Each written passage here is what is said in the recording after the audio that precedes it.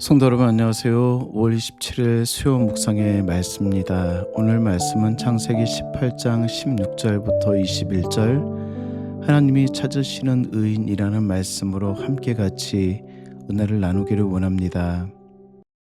그 사람들이 거기서 일어나서 소돔으로 향하고 아브라함은 그들을 전송하러 함께 나가니라. 여호와께서 이르시되 내가 하려는 것을 아브라함에게 숨기겠느냐?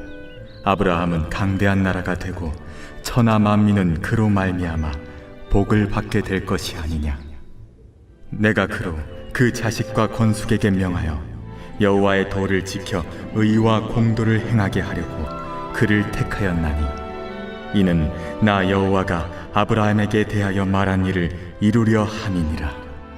소돔과 고모라에 대한 부르짖음이 크고 그 죄악이 심히 무거우니 내가 이제 내려가서 그 모든 행한 것이 과연 내게 들린 부르짖음과 같은지 그렇지 않은지 내가 보고 알려 하노라.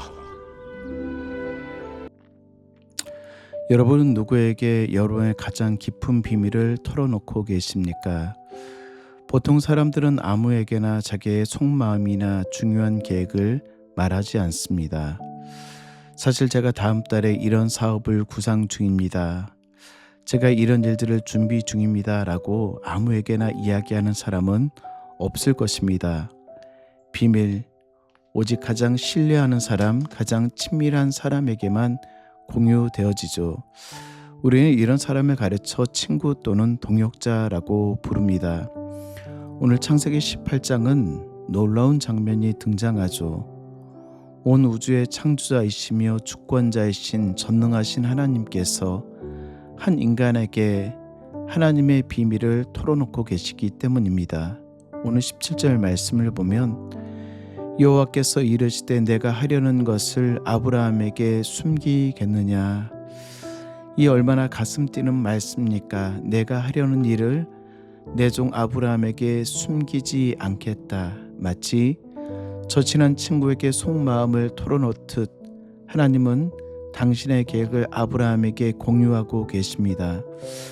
오늘 하루를 살아내시는 저와 여러분이 아브라함처럼 하나님의 비밀을 맡은 자, 하나님의 마음을 시원케 하는 벗이 되시길 주의 이름으로 축복합니다. 자, 그럼 하나님은 어떤 사람에게 비밀을 보이시며 그 비밀을 맡은 자의 사명은 무엇일까요? 첫째는 하나님은 주님과 깊은 교제를 나누는 친밀한 사람에게 하나님의 계획을 숨기지 않으십니다. 오늘 본문의 배경을 보면 하나님은 새 나그네의 모습으로 아브라함을 찾아오시죠. 그리고 아브라함은 찌는 듯한 더위 가운데 송아지를 잡고 떡을 만들며 나그네를 섬겼습니다. 이 영적인 분별력과 사랑의 섬김이 있었던 것입니다. 그 친밀한 식사의 교제가 끝난 후 하나님과 천사들이 소돔을 향하여 떠나려는 그 순간 오늘 16절 말씀을 보면 아브라함은 그들을 전송하러 함께 나갔다고 기록합니다. 끝까지 동행하는 아브라함의 모습, 하나님은 감동하셨고 마침내 소돔과 고모라를 심판하시겠다라는 비밀을 선포하고 계십니다. 미국의 화이트하우스, 미국의 대통령이 머무는 곳이 백악관입니다. 이 백악관에는 수없이 많은 직원들이 드나들겠죠. 수천 명의 행정관과 비서들이 있지만 국가의 중대사나 대통령의 진짜 속마음을 공유하는 사람은 극소수입니다. 그들을 가르쳐 이너서클, 핵심 측근이라고 부르는데 이들은 대통령과 가장 많은 시간을 보내고 대통령의 가치관을 가장 잘 아는 사람, 영적인 세계도 마찬가지입니다. 하나님의 심장 소리를 듣는 영적 이너서클은 따로 있습니다. 그들은 바로 예배 자리에서 주님과 깊이 교제하는 자들. 하나님은 당신의 자녀들과 대화하기를 원하시죠. 그래서 야고보서 2장 23절은 아브라함을 가르쳐 하나님의 벗이라라고 칭함을 받는다라고 증언하고 있습니다. 저는 우리 귀한 성도님들이 아브라함처럼 주님을 사랑하고 주님과 동행하며 주님을 기쁘시게 하는 예배자로서 하나님의 마음의 기쁨이 되어지는 귀한 성도님 되었으면 좋겠습니다. 두 번째는요, 하나님께서 우리에게 비밀을 알려주시고 축복하는 이유는 우리의 개인적인 유익을 위해서가 아니라 세상을 축복하는 통로로 삼기 위하여 아브라함과 우리를 부르셨다라는 것이죠.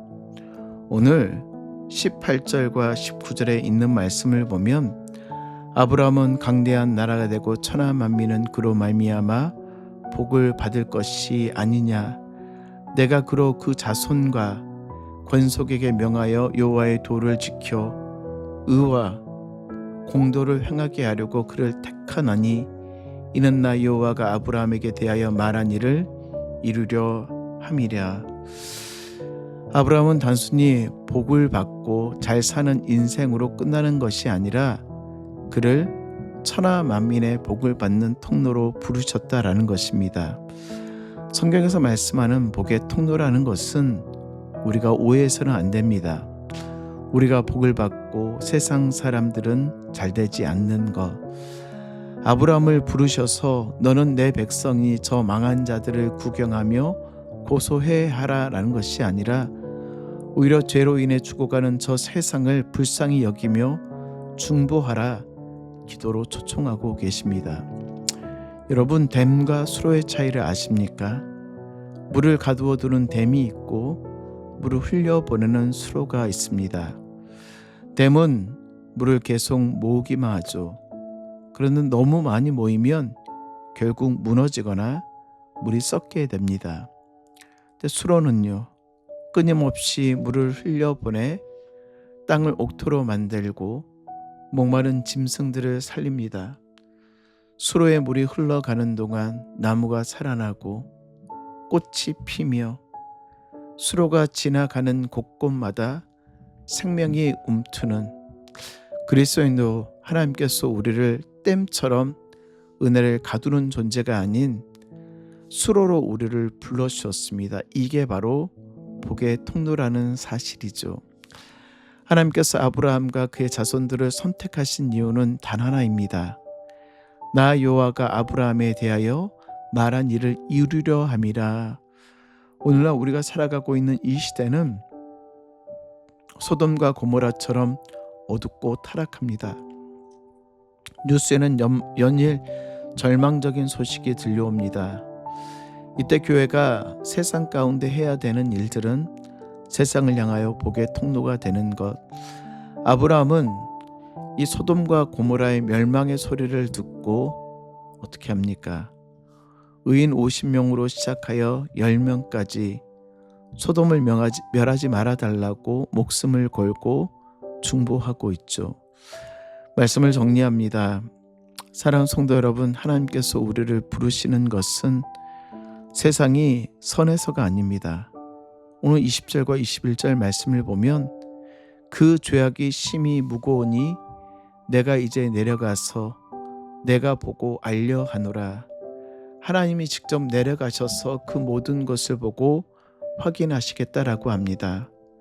악인들의 죄악과 죄인들의 심판 사항들을 보고 공의로 심판하시겠다. 그러나 기억하십시오.